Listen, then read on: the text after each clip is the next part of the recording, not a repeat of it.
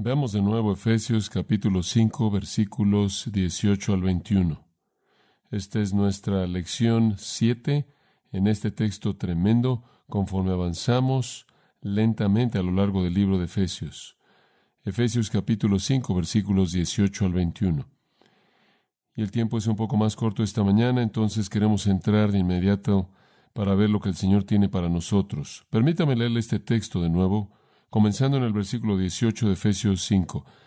No os embriaguéis con vino, en lo cual hay disolución, antes bien sed llenos del Espíritu, hablando entre vosotros en salmos, himnos y cánticos espirituales, cantando y alabando al Señor en vuestros corazones, dando siempre gracias a Dios por todo en el nombre de nuestro Señor Jesucristo. Someteos unos a otros en el temor de Dios. Ahora, como dije, hemos pasado 7 lecciones, o esta es nuestra lección número 7, en este texto tremendo. Usted podrá pensar que un texto tan breve podrá ser cubierto en menos tiempo, que digamos 5 o 6 horas, o lo que sea ese tiempo total. Pero el hecho es que ni siquiera hemos llegado a acercarnos a agotar el contenido rico que está aquí. Y estoy seguro que usted encuentra igual que yo que la palabra de Dios es una especie de pozo ilimitado. Entre más fuerte bombea usted, más rico y más claro y más lleno se vuelve el torrente. Entre más estudio la Biblia, más inagotable se vuelve. Entre más profundo escarbo, mayor es la expansión de tesoro que aparece frente a mis ojos. Es inagotable. Es una de las experiencias increíbles del ministerio, escarbar en mayor profundidad, más y descubrir que entre más profundo va usted, más grande se vuelve el tema. Y como usted sabe, la ignorancia es una bendición en un sentido. Usted piensa que lo entiende al principio y después, entre más lo estudia, más amplio y amplio se vuelve, y entonces ni siquiera hemos comenzado a agotar la profundidad tremenda de significado que está aquí, aunque hemos pasado 6 y ahora una 7ª lección viéndolo. Pero la verdad principal del pasaje es fácil de identificar. La verdad principal de este pasaje breve es que toda nuestra vida cristiana, todo este asunto de vivir la vida cristiana, andar de una manera digna, la idea entera de la experiencia del cristiano, se basa en el concepto de ser lleno del Espíritu. Al final del versículo 18 usted tiene la afirmación, sed llenos del Espíritu, o manténganse continuamente llenos del Espíritu. Y eso se vuelve el corazón del asunto en la vida cristiana. Únicamente conforme somos llenos del Espíritu de Dios, esto es, conforme somos controlados por el Espíritu, movidos por el Espíritu, cediendo al Espíritu, dirigidos por el Espíritu Santo, solo conforme nuestras vidas están funcionando en respuesta al Espíritu de Dios, realmente conocemos el poder de Dios en nuestras vidas. Usted no puede experimentar el poder de Dios, o moverse en la voluntad de Dios, o conocer la plenitud o la bendición de Dios a menos de que esté lleno de su Espíritu. En Gálatas capítulo 3, el apóstol Pablo le dijo a los Gálatas en el versículo 3, ¿sois tan necios, habiendo comenzado en el Espíritu, ahora son perfeccionados en la carne? En otras palabras, ustedes saben que renacieron del Espíritu, saben que fueron salvos por el Espíritu, saben que entraron al cuerpo por el Espíritu, piensan que habiendo comenzado en el Espíritu pueden ser perfeccionados en su carne. La respuesta obviamente es claro que no. Fuimos redimidos por el Espíritu de Dios.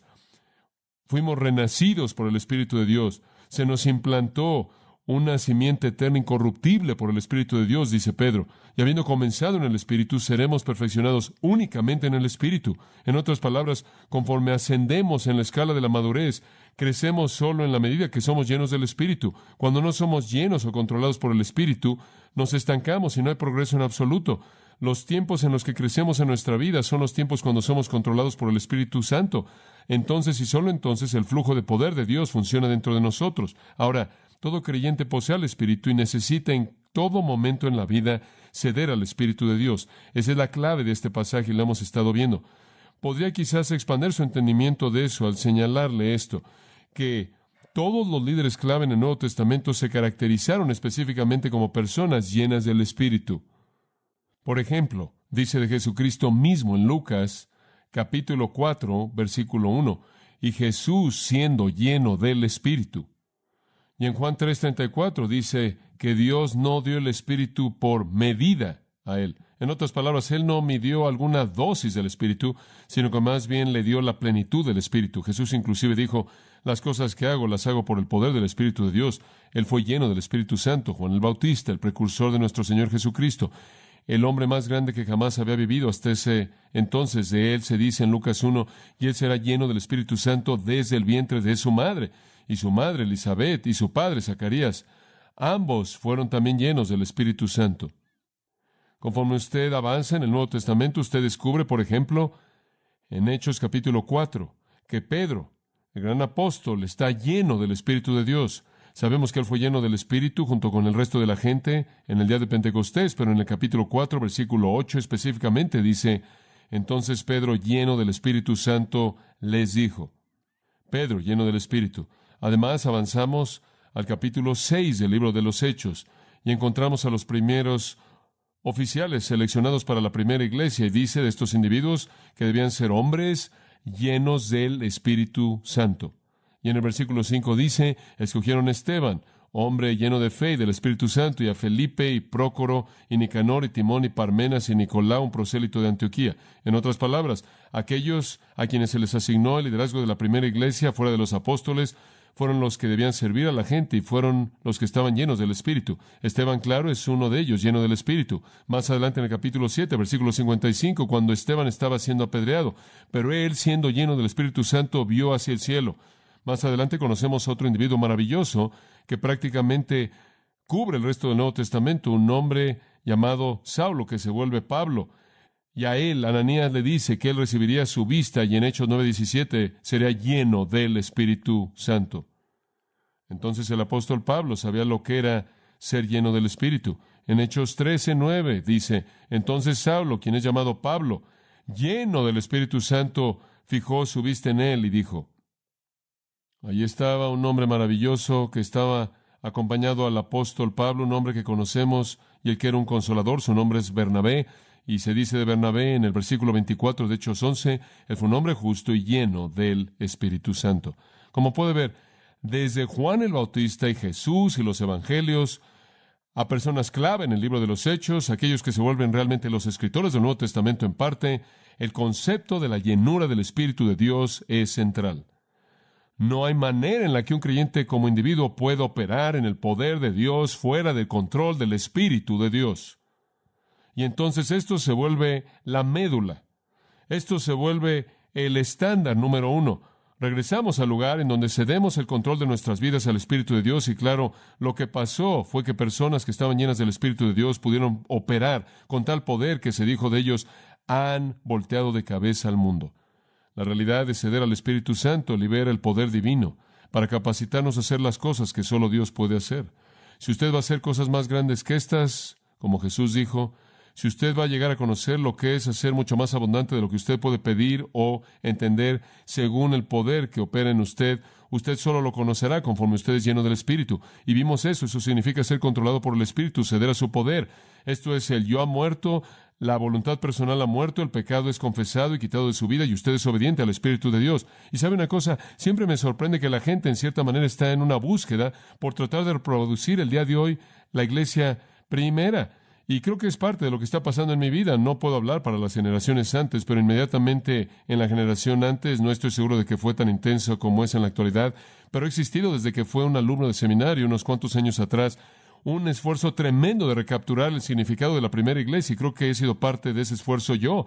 Redefinir cómo es que la primera iglesia lo hizo, cómo lo hicieron en el libro de los Hechos, cómo se estructuraron a sí mismos, cuál fue su modus operandi, cuáles fueron sus métodos, cómo operaban, cómo estaban estructurados en términos de liderazgo, cómo respondieron los laicos, cómo trabajaron con personas que fueron enviados al campo misionero, cómo comisionaron y ordenaron, cómo funcionaron con disciplina en la iglesia, cómo alcanzaron al mundo, cómo evangelizaron y cómo edificaron. Siempre estamos buscando recapturar a la primera iglesia.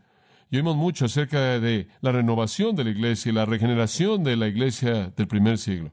Y sabe una cosa, creo que en muchas maneras lo hemos hecho mucho más complicado de lo que es. Como puede ver, la clave para reproducir el poder de la primera iglesia no es el modus operandi de la primera iglesia, es el mismo Espíritu Santo que estuvo en la primera iglesia. Eso es todo.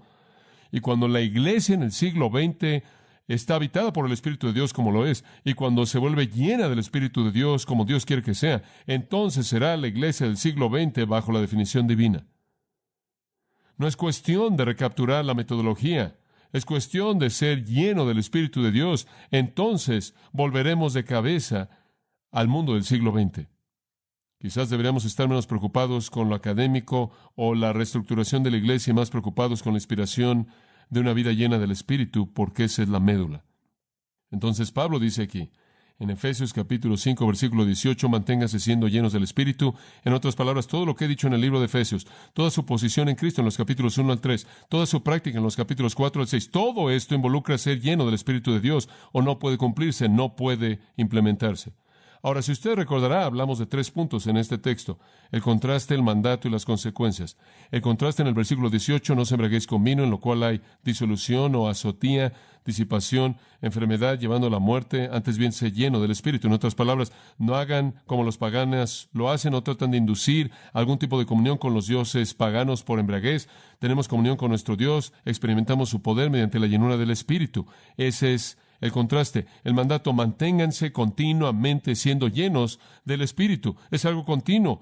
Y sabe una cosa, esto podría causarle una sorpresa un poco, pero Dios no se interesa por su futuro. ¿Sabía usted eso? En un sentido, dice usted, bueno, espera un minuto, a mí me preocupa mucho el futuro, me preocupa mucho la profecía y todo eso. Bueno, eso está bien, pero Dios no está preocupado de manera específica por su futuro, por esta razón. Nunca vivirá en él. ¿Ha notado eso? ¿Alguna vez ha notado que nunca ha llegado al futuro?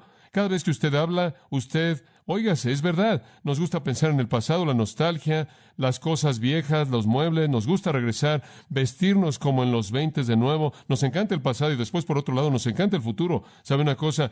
La guerra de las galaxias y las naves espaciales y todas esas cosas y criaturas raras y Ray Bradbury, la ciencia ficción. Nos encanta el futuro porque el futuro todavía no lo hemos echado a perder. Y nos encanta el pasado porque solo podemos recordar lo bueno. Es el presente del que tratamos de salirnos, pero nunca vamos a tener éxito.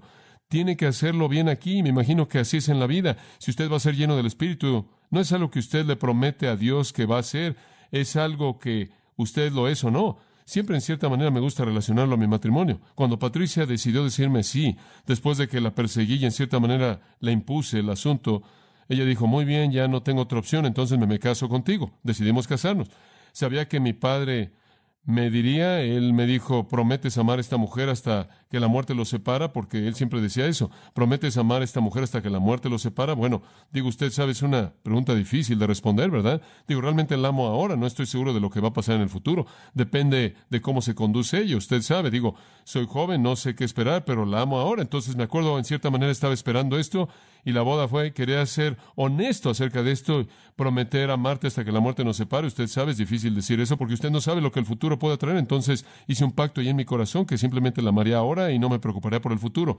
Y sabe una cosa, todavía estoy en ese mismo ahora y todavía la amo. Y sabe una cosa, a ella no le importa el futuro. Digo, ella viene y me dice, querido, ¿me amas? Ella no quiero ir. Regrese en un par de meses y te voy a decir cómo me siento. Bueno, ella no quiero ir. ¿Sabes una cosa? Estoy planeando eso. Definitivamente ese es el plan. Te voy a amar, está ahí. Puedo ver que viene. Y Dios tampoco quiere ser tratado de la misma manera. A Dios no le interesa sus compromisos futuros y Dios no está interesado en su amor futuro. Dios solo está interesado en suceder al Espíritu de Dios ahora, porque este es el único momento en el que usted va a vivir. Manténganse continuamente llenos. Ese es el mandato. Después las consecuencias. En tercer lugar, ¿recuerda? Dijimos que habían 3 categorías de consecuencia. Primero hacia nosotros mismos, segundo hacia Dios y tercero hacia otros. Hacia nosotros mismos cantando, hacia Dios agradeciendo y hacia otros ¿qué? Sometiéndonos. Inclusive hubo una cuarta, sirviendo. Podemos hablar de eso si tenemos tiempo en esta mañana, pero el punto es este. Cuando usted vive una vida llena del Espíritu, la consecuencia general es bendición. Contenida en primer lugar, hay una consecuencia personal cantando. ¿Y qué es lo que esto está diciendo? Una persona llena del Espíritu tiene un corazón lleno de gozo, ¿verdad? Hablamos de eso ahora por un par de semanas. El corazón de una persona llena del Espíritu literalmente está irrumpiendo con canción. Esto es lo que sucede en el interior de nosotros y Él entra a todos los detalles de esa realidad maravillosa. Pero vayamos a una segunda categoría de consecuencias hacia Dios. Una persona llena del Espíritu se relaciona de manera correcta consigo mismo. Y hombre, él es una persona saludable en su totalidad. Digo, él puede cantar y regocijarse y su corazón está lleno de canción. Irrumpe en él. ¿Por qué? Porque él está controlado por el Espíritu de Dios y él pierde todas esas cosas que destrozan la personalidad humana. Él está bien, él lo tiene todo bien, él está bien con Dios y eso significa que él está bien en el interior. Pero hay un segundo elemento y ese es hacia Dios. No solo está este sentido tremendo de gozo y justicia consigo mismo, sino que una persona llena del Espíritu se vuelve hacia Dios inevitablemente. Lo que sucede es que él dice gracias, versículo 20. Esta es la segunda consecuencia. Dando gracias a Dios por todo, a Dios Padre en el nombre de nuestro Señor Jesucristo. Escuchen, amados, Un cristiano lleno del Espíritu, consciente de Cristo, lleno de la palabra, obediente, fiel, le da gracias a Dios por todo. Comenzamos nuestro servicio esta mañana. Leí el Salmo 100. Entrad en sus puertas ¿con qué? Con gratitud. ¿Por qué? Porque esa es la manera en la que usted siempre entra en la presencia de Dios. Esa es la manera en la que usted siempre entra en la presencia de Dios, con gratitud. William Hendrickson dice, cuando una persona ora sin gratitud, él ha cortado las alas de la oración de tal manera que no pueden subir. Entramos sus puertas con gratitud, entramos en sus patios con alabanza, o agradecerle a Él y bendecir su nombre. Escuche, yo creo que una persona llena del Espíritu